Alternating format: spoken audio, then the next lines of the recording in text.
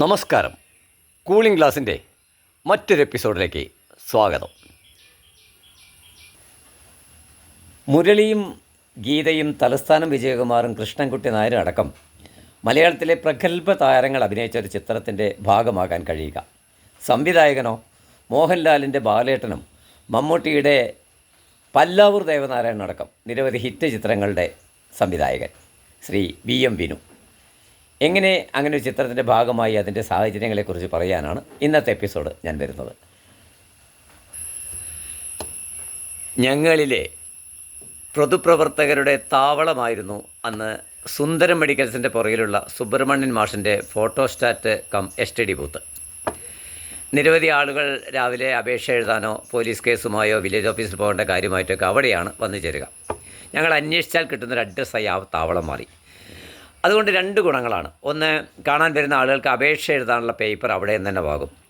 തിരുവനന്തപുരത്തേക്ക് മറ്റ് അപേക്ഷ അയക്കേണ്ട വല്ല കാര്യമാണെങ്കിൽ കവറും അവിടെ നിന്ന് വാങ്ങുന്നു. ഇതുമായി ബന്ധപ്പെട്ട് ഫോട്ടോസ്റ്റാറ്റ് എടുക്കാനുണ്ടെങ്കിൽ അവിടെ തന്നെ എടുക്കാം.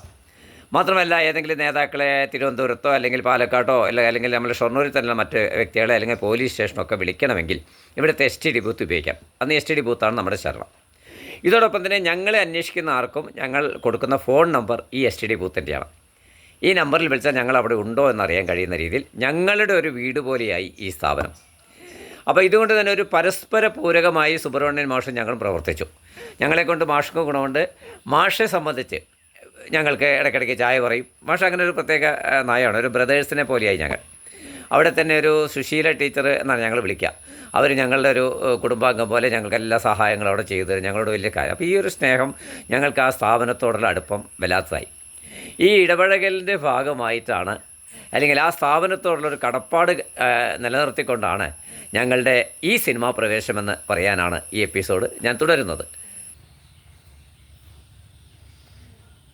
എൻ്റെ അച്ഛൻ KSEB ജീവനക്കാരനായതുകൊണ്ടും സതീശൻ്റെ അച്ഛനും ഏട്ടനൊക്കെ ഒരു ബിസിനസ് മേഖല ഉള്ളതുകൊണ്ടും വീട്ടിൽ ഞങ്ങൾക്കാർക്കും ഭക്ഷണത്തിന് വലിയ ബുദ്ധിമുട്ടില്ലാത്തത് ഈ രാഷ്ട്രീയ പ്രവർത്തനത്തിന് ഒരു കാരണമായി എന്ന് പറയാം. പക്ഷേ ഉച്ചയായാലൊരു വേവലാതിയാണ്.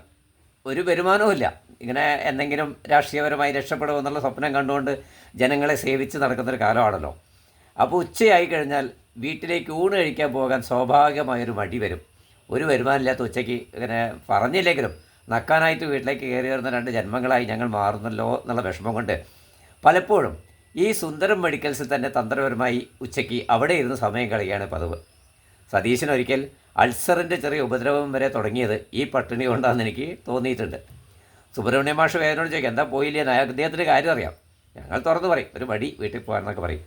ഈ ഒരു സമയത്താണ് അത്ഭുതം പോലെ ആ STD ബൂത്തിലേക്ക് ഒരാൾ ഫോൺ ചെയ്യാൻ കടന്നു വന്നത്. കണ്ടാൽ മോഹൻലാലിനെ പോലെ ഒരു തൊടുത്ത് സൗന്ദര്യമുള്ള ഒരു നായക സങ്കല്പത്തിൻ്റെ രൂപമുള്ള ഒരാൾ കയ്യിലൊരു സൂട്ട് കേസുമായി ദിവസവും ഈ ഉച്ചയ്ക്കൊരു 2-2:30 സമയത്താണ് ഫോൺ ചെയ്യാൻ വരുന്നത്. ഒരുപക്ഷെ ഉർവശി ശാപ ഉപകാരം എന്ന് പറഞ്ഞ പോലെ ഞങ്ങളുടെ ഉച്ചപ്പട്ടിണി ഇരുത്തമാണ് ഞങ്ങൾക്ക് ഇദ്ദേഹത്തെ കണ്ടുമുട്ടാൻ സഹായം ചെയ്തത്. അപ്പോൾ 3-4 വട്ടം ഇദ്ദേഹം സിനിമയെ വിളിച്ചുകൊണ്ടിരിക്കുന്നതൊക്കെ നടന്മാരെ അവരെ പേര് വിളിച്ചിട്ടുണ്ട്. മുരളിച്ചേട്ടനല്ലേ, ഗീതയല്ലേ എന്നൊക്കെ ചോദിച്ചു. പിന്നെ മദ്രാസിലെ ജെമിനി ലാബല്ലേ എന്നൊക്കെ ചോദിച്ച് സംസാരിക്കുന്നു. പൈസയുമായി ബന്ധപ്പെട്ട കാര്യങ്ങൾ പറയുന്നു. അപ്പോൾ മൊത്തത്തിൽ ഞങ്ങൾക്ക് മനസ്സിലായി ഇദ്ദേഹം എന്തോ സിനിമാക്കാരനാണ്. ഒരു ദിവസം രണ്ടും കൽപ്പിച്ച് ഞാൻ ചോദിച്ചു, ചേട്ടൻ സിനിമയുടെ ആരെങ്കിലും ആണോ? ഞാനൊരു പ്രൊഡ്യൂസറാണ്, പുതിയ സിനിമ ചെയ്യുന്നുണ്ട്. അപ്പോൾ ശ്യാം ടൂറിസ്റ്റ് ഹോമിലാണ് താമസം. പിറ്റേ ചാൻസിൽ സതീശനും ഞാനും കൂടി പറഞ്ഞു, ഞങ്ങളിങ്ങനെ നാടകരംഗത്തൊക്കെ ഉണ്ടായിരുന്നു, സിനിമയിൽ വന്നിട്ട് പ്രവർത്തി ശരിയായിട്ടില്ല എന്ന്.